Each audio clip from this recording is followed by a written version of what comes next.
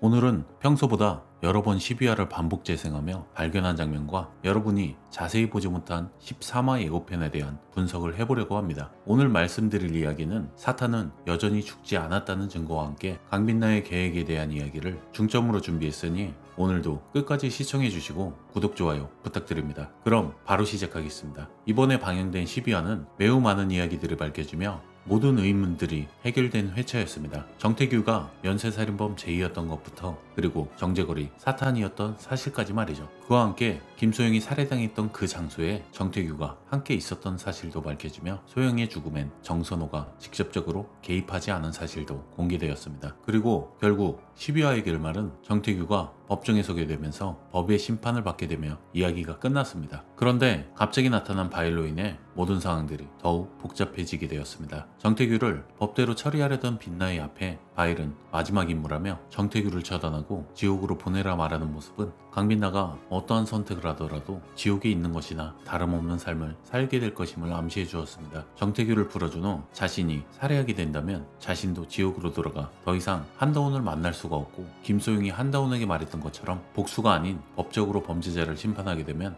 강빛나는 바일에게 처단을 당할 것이 뻔하기 때문입니다. 그렇기에 강빛나는 생각할 시간을 갖기 위해서 오늘의 재판은 없다고 말하며 판결을 내리기 이전에 새로운 계획을 세우기 위해서 그와 같은 행동을 한 것이었죠. 하지만 원래 계획대로 정태규를 풀어주지 않으려 하는 예고편의 첫 장면을 보면 인간화가 완벽하게 된 모습인데요. 하지만 오미자와 마주하고 있는 장면에서 빛나의 생각이 바뀐 듯 보여집니다. 오미자는 강빛나의 생각과는 반대로 정태규를 풀어주자고 이야기를 했죠. 그것도 아주 태연하게 말이죠. 오미자는 이미 시청자분들도 아시다시피 격이 다른 천사이기에 분명 정태규를 풀어주라고 한 것에는 그에 대한 해결책이 있기에 한 이야기 같아 보이는데요. 그리고 현재 회사의 CEO로 있는 정태규의 사옥이 태옥산업개발 사옥의 지하 5층만이 유일하게 압수수색이 빠진 것도 그에 대한 또 다른 이유가 있어 보입니다. 그 장면은 오미자와 강빛나가 덫을 놓아둔 듯한 모습처럼 보여지는데요. 사실 정태규를 풀어준 스토리로 그 다음 회차가 이어질 수 있는 것은 아직 김소영 시신의 일부가 발견되지 않았으며 나머지 사건은 공소시효 만료로 처리했기 때문입니다. 결국 김소영 사망 사건에 대한 진실은 아직 그것에 대한 단서가 없기 때문에 바일의 말대로 정태규를 풀어줄 수 있는 방법은 아직 존재하는 듯 보입니다. 악마만 액자 안에 있는 금고 안에 출입이 가능하기에 인간들은 금고 안에 있는 살해당한 시신들의 일부를 영원히 볼 수 없습니다. 그렇기에 강빛나는 다른 악마들을 이용해 해당 액자 안에 숨겨진 신체 일부를 전부 정태규의 회사 지하 5층에 전시해둔 것처럼 보이는데요. 마지막 김소정의 시신의 일부도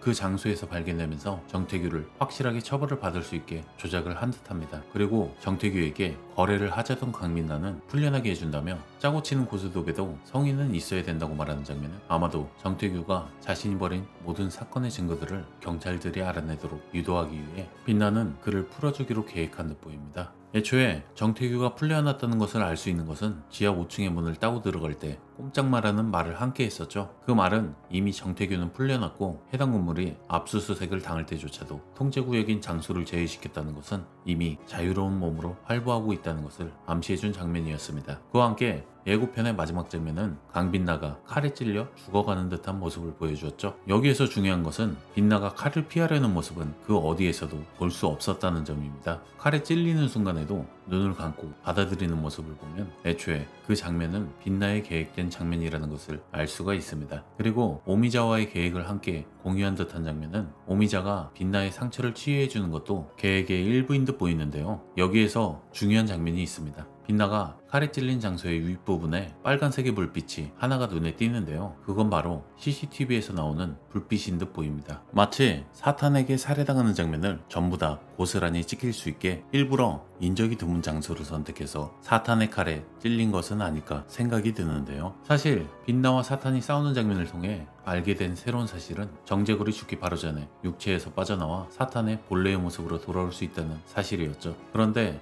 인간의 육신이 사망하면 그 속에 깃든 악마도 함께 소멸된다 말하던 규칙을 무시하는 장면이었는데요. 유일하게 사탄만 인간의 육신에서 다시 나올 수 있는 것인지, 그게 아니라면 사망하기 바로 직전엔 육체에서 빠져나올 수 있다는 것인지 매우 혼란스러웠는데요. 사실 사탄과의 싸움에서 너무 맥없이 져버리는 사탄의 모습과 별다를 게 없이 그냥 손과 발만 활용한 전투씬이어서 더욱 밋밋하게만 느껴졌는데요. 여기에서 또 다른 중요한 사실은 사탄이 너 따위에게 당하면 되겠냐고 말하며 강빈나에게 주문을 걸어 악몽에 빠져 헤매라는 말과 함께 금고의 장소에서 나와 싸우는 장면이 이어졌었죠. 그런데 이후의 장면을 다시 보시면 왼손에 들려있던 카일롬을 다시 오른손에 들고 있다가 화면이 전환된 후에는 왼손에 들려있는 모습을 볼 수가 있습니다. 이 장면은 빛나의 악몽임을 보여준 오류인 것인지 제작진의 실수인 것인지 모르겠는데요. 하지만 바일과 동급 수준의 사탄이 너무나 허무하게 죽는 건 상식적으로 이해할 수 없는 상황인 것은 확실해 보입니다. 유스티티아도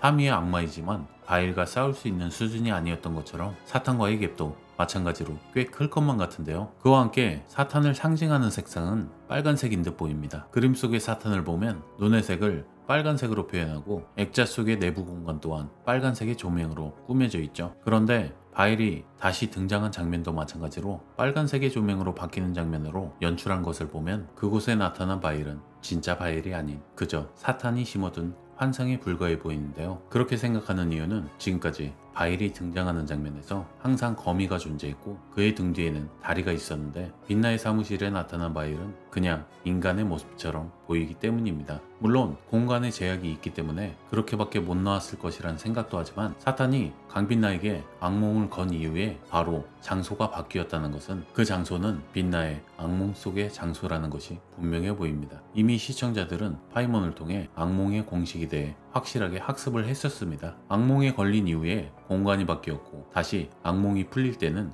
본래의 공간으로 바뀌는 것이 지금까지 보여준 악몽의 공식인데요. 그런데 결정적으로 강빛나에게 악몽의 주문을 건 사탄의 장면을 다시 보시면 강빛나가 있던 공간이 바뀌었다는 것은 악몽의 주술에 걸렸다는 것을 보여준 셈이지만 다시 공간이 바뀌지 않았다는 것은 강빛나는 여전히 악몽에서 깨어나지 못했음을 의미합니다. 그렇기에 이미 사탄은 새로운 몸을 얻어 빛나의 사무실 앞에 칼을 들고 나타난 듯 보이는데요. 이 모습으로 비추어 볼 때 아마도 강빛나의 환상과 현실이 공존하는 듯한 모습처럼 보입니다. 강빛나의 욕망은 사탄을 잡고 인정받으며 한다운과 함께하는 삶을 원하는 듯하기에 그 모든 상황들이 강빛나의 욕망대로 보여지는 듯합니다. 후회 안 하겠냐는 만도의 말로 보았을 때 결국 자신이 미끼가 되어 다시 사탄을 잡으려고 하는 듯한 모습인데요. 애초에 정태규에게 거래를 하자며 풀어준다고 한 것 또한 사탄을 잡기 위한 계획 중 일부인 듯 보입니다. 아마도 바일이 등장한 이후의 장면들은 강빛나가 악몽에서 깨어난 듯 보이며 사탄을 잡기 위해 오미자와 정태규까지 이용해 사건을 해결할 듯 보입니다.